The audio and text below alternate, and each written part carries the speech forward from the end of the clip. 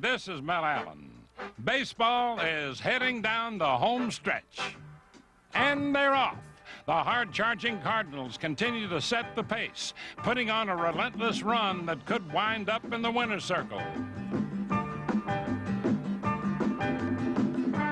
The Angels regain their second wind, jockeying for the front-running position in a head-to-head battle that might wind up in a photo finish. A Red Sox thoroughbred takes the lead ahead of an illustrious Boston bloodline, tearing up the track almost every time out of the gate. The Cubs break stride early and often to drop back into the pack. So mount up and hold on for the ride, 'cause we've got the entire call right here on This Week in Baseball.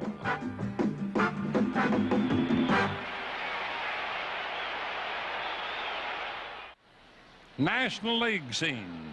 In St. Louis, the Cards reign supreme.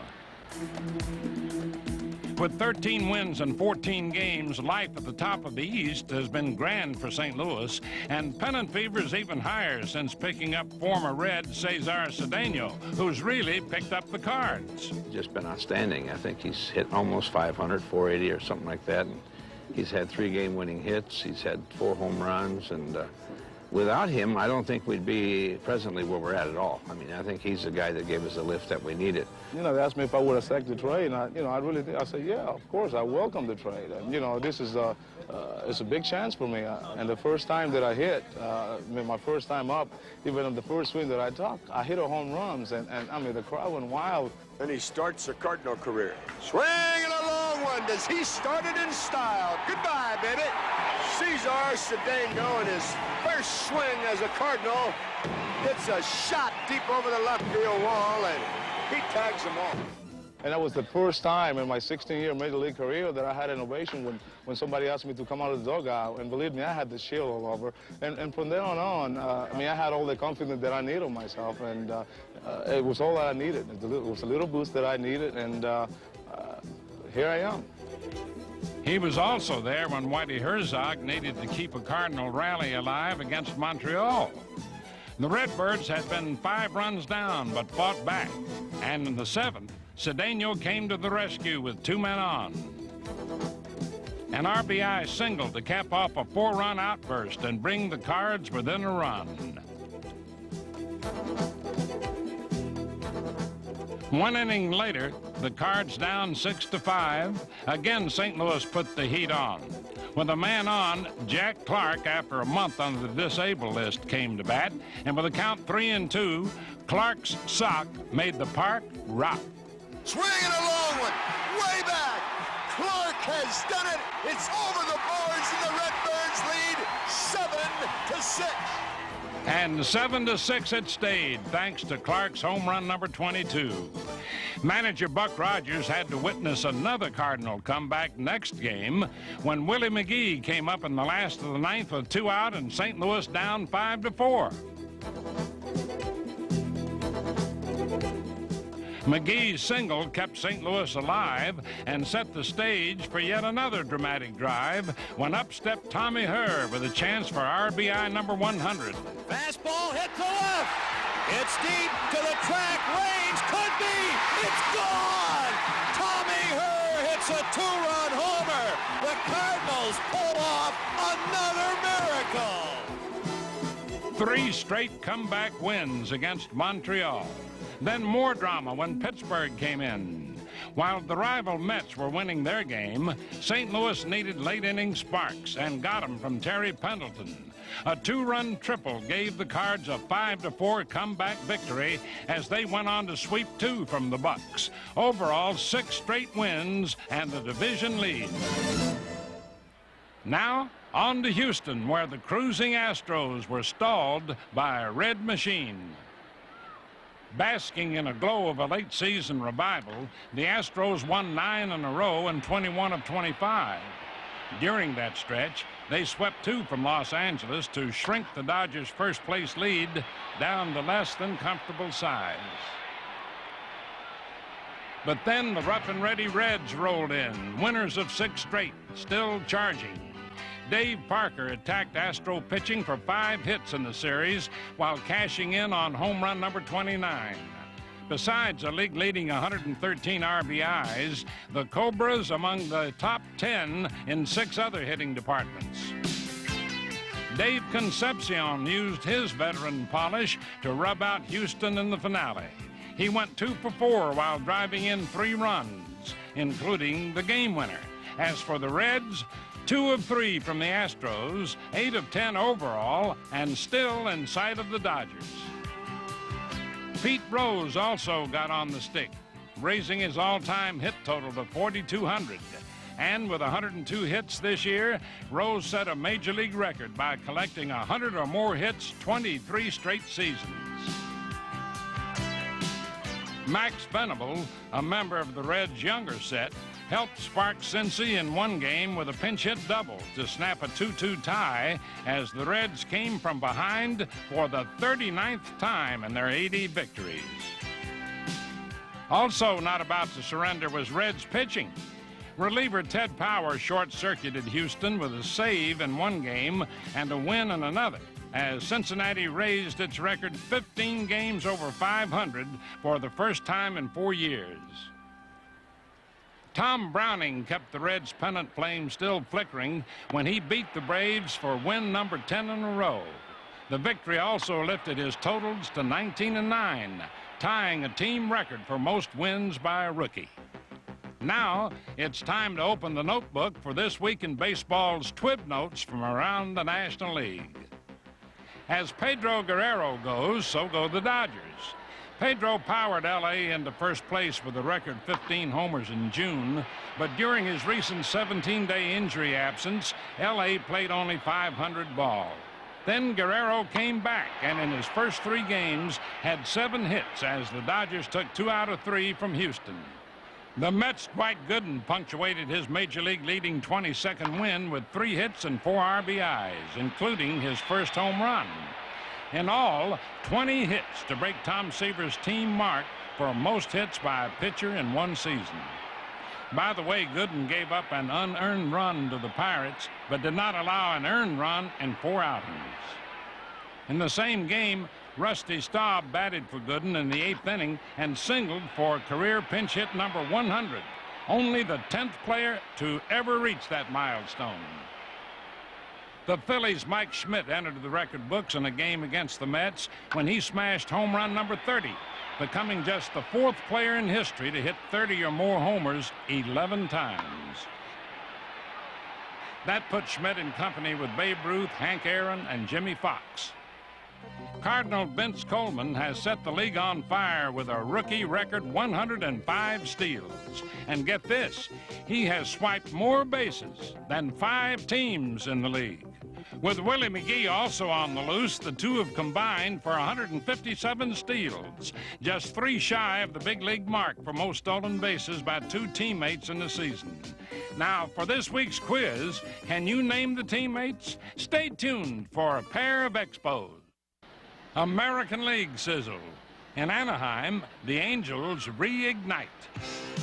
With a harvest moon shining on California, manager Gene Mauch and company took a shine to their bats and swept 3 from Cleveland with hits and runs galore.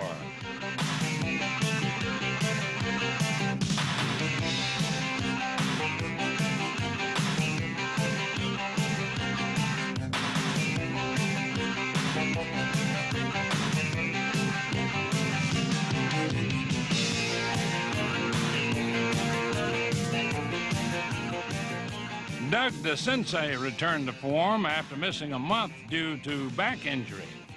He cracked 2 3-run homers in back-to-back games while driving in 8 runs in the series as the Angels reclaimed sole possession of the West Division lead. Juan Benitez went 7 for 9 in the series, including a 4-hit game, boosting his average to .310 and putting him on a pace to hit .300 for the 3rd straight season. The Angels lifted the team batting average to .252, their highest in a month. And back was Gritch in the groove, in Grand Slam style. Bobby sparking a California comeback in one game. Altogether in the series, 32 hits and 29 runs for the Angels. Cleveland was also victimized by Angel pitching. Kurt McCaskill tossed a 3-hit shutout for 8 innings, getting a little divine inspiration from the infield.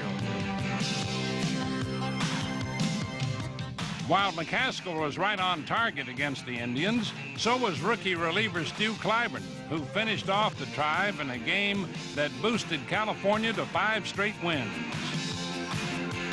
The Angels then lost 2 out of 3 to Chicago, keeping things anything but all quiet on the Western Front. Now it's time to look at one of the best hitters in baseball. Wade Boggs, Boston's blistering hitman, has 227 hits, more than any other major leaguer in 5 years. And in a game against Detroit, the astonishing Mr. Boggs broke the club record for most hits in a season set by Tris Speaker back in 1912. 73-year-old record does mean a lot to me because of all the good hitters that have come through Fenway Park, Ted Williams, Fred Lynn, Cecil Cooper. There have been a lot of good hitters come through Fenway Park, and today was very pleasing for me. Most pleasing are Boggs' numbers. He's had a hit in all but 23 games while en route to a second batting title in 3 years with a major league leading average of 374 and with a lifetime mark above 350. You think you might ever hit 400? For me to hit 400, I wouldn't be able to do it over a course of 155, 160 ball games. That's really too tough right there. I'm gonna be in the 600, 650 at bat range, and you just got to get too many hits. And as far as the 56 games go that Joe DiMaggio set, I had 28 this year, and I was only halfway there. The 222 was something that I would shoot for, and I finally accomplished it. But I wouldn't start the season saying that I'm going to go out and try to get 223 hits. I just go out and do my job and let the number speak for itself. I think I was reminded today that my career lifetime average right now is 352, and I can still think back when I was playing in Little League and saying, boy, all I want to do is make it the big leagues. And here I am. This is my 4th year in the big leagues, and I'll never take it for granted. Nor does he take his defense for granted. Once thought of as a liability, Boggs' hard work at third base has paid off, and he's now considered a defensive asset as well. The main thing that I've got in the back of my mind is to become a complete ball player, and in order to do that, that's fielding and hitting. I think about who's coming up, where to play them, line myself, whether or not they hit the ball in the hole, whether or not they hit the ball down the line, how we're going to pitch him, whether we're going to pitch him in, pitch him away, and take extra ground balls, 20, 25 minutes a day extra on ground balls, and it's paid off. Hopefully that the Gold Glove's not too far around the corner. Nor is this year's batting crown, in which he's been battling third baseman George Brett. Boggs is well ahead of the hitter he most admires. He's the guy I look up to. I feel that he's got the most ideal swing in baseball, and that's what I'm trying to pattern myself after, and eventually, hopefully, I'll have his swing one day. Well, looks like you've already got it, Wade. And now let's review this week in baseball's TWIB notes from around the American League. Yankee Ron Guidry has made quite a turnaround after going 10-11 last year, and in beating Baltimore, raised his record to 20-6, the league's first 20-game winner and the third 20-win season of his career. Blue Jay Dennis Lamp is a big reason Toronto has the best record in the majors. With a perfect 11-0 mark, the Jays' middle reliever has been quite a standout, helping turn the once beleaguered bullpen into a real saving grace for the pennant-feverish Blue Jays. 38-year-old Darrell Evans of Detroit boosted his home run total to 37, taking over the league lead. Then 37-year-old Carlton Fisk of the White Sox also hit number 37. If either wins the home run title, he'll be the league's oldest home run champion ever. Montreal's Rodney Scott and teammate Ron LaFleur hold the major league mark for most steals by 2 teammates in one season. In 1980, LaFleur lit up the base paths when he led the league with a club record 97 steals. Teammate Rodney Scott was also in the running, and together they stole 160 bases. But Cardinals Coleman and McGee seem a sure bet to break that mark. Take me out to the party. Take me out to the bar. Pick up the next round of Cold Coors Light. I hope that I got her phone number right. It's those blondes, brunettes, and those redheads with rings in their bellies and ears. For it's 1, 2, 3 nights a week, my bros and beers. Unleash the Rocky Mountain cold taste of Coors Light. Loosey Goosey is the name of our next fun-filled refrain. So get in the swing as big leaguers do their thing. The object is to make the throw by letting go with the old heave-ho. But sometimes the ball has a mind on its own. Off it goes to another zone. And before you know just where it's got, the ball simply is not where it ought. This silly stuff is contagious. Seems there's no end to the outrageous.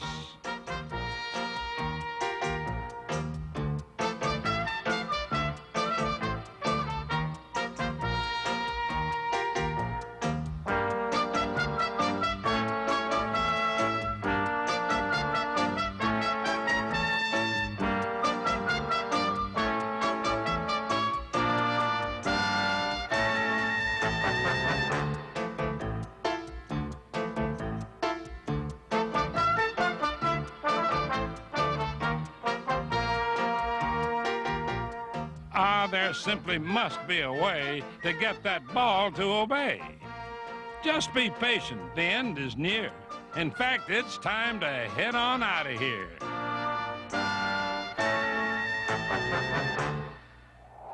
And time now to pay a house call on the critically wounded Cubs. Last season, the Cinderella Cubs rose from rags to riches with their first title in 39 years.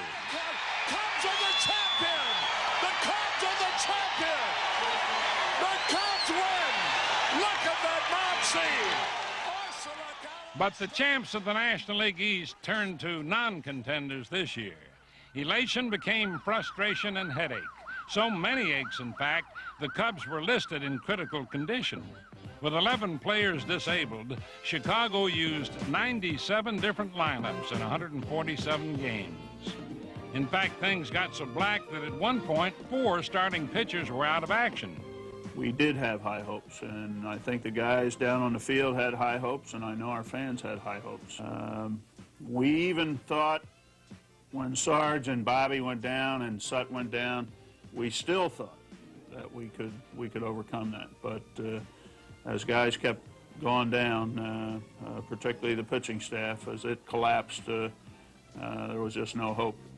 Rick Sutcliffe, last year's Cy Young Award winner, was a Cub casualty 3 different times, the first in mid-May. I hit a ground ball to first and thought I had a chance to beat it out, and I felt my leg tighten up on the way down there. In the last couple of steps, I tried to beat the throw, and when I did, something tore in there. And they told me that I'd torn the hamstring and was going to be out for a while. But even after coming back, Sutcliffe found it difficult to regain his form. I wasn't able to use this leg a whole lot, and because of it, it started putting a lot of strain on my shoulder, and I wasn't throwing the ball as hard as I was earlier in the year, and because of that, I started getting hit a little bit. And after they got me a couple straight times, they got me in Philly, and then come back here against Pittsburgh, they hit me pretty good. They put me on the disabled list for the second time. Scott Sanderson became the last member of the starting rotation to fall when he strained a ligament in his right knee. My knee just buckled. I knew the minute that I had thrown the pitch that it would be my last one for the season. But once it came out of the cast, now I'm able to do rehab on both legs and get my right knee strong. And so far, everything's going great. Not so for the Sarge, Gary Matthews, a key member of the Cubs, who's missed almost 2 months as a regular. My injury was an injury that occurred over maybe a course of 5 years, and I actually had a bone spur that was on the outer edge of my knee, and what the doctor did is went in and removed that with the arthroscopic surgery. There's no question that it is frustrating, but knowing that you're able to work your way back, it makes you feel that much better, and I do feel good about that, as in most of the guys that have sustained injuries over the year of 1985 has just been a disaster year for us as far as with the injuries. But just like I said, as long as you're able to work yourself back, then there shouldn't be that much of a problem, and next year we can just go out and prove that we're the team that we were in 1984. We all have to get over 1985. It's going to be a difficult thing for me to do. It's going to be a difficult thing for our players and managers and coaches to do. We've done a lot of thinking about why it happened and the reasons behind it, but it was something that we just couldn't overcome. Bruised but not broken, the Cubs now look to 86, hoping to get back on the mend and turn the corner to prosperity. This week, Old Spice salutes Montreal's Andre Dawson. Knocking the daylights out of Cub pitching, the Hawk hammered 3 home runs in a 17-15 romp at Wrigley. Dawson smacked 2 of his homers in the 5th inning while driving in 6 runs to tie a Major League mark for RBIs in 1 inning. Altogether, in a 4-game power spurt, 7 home runs to push him above the 200 home run mark for his career. Congratulations, Andre. And that's all for now, folks. See you next week on This Week in Baseball.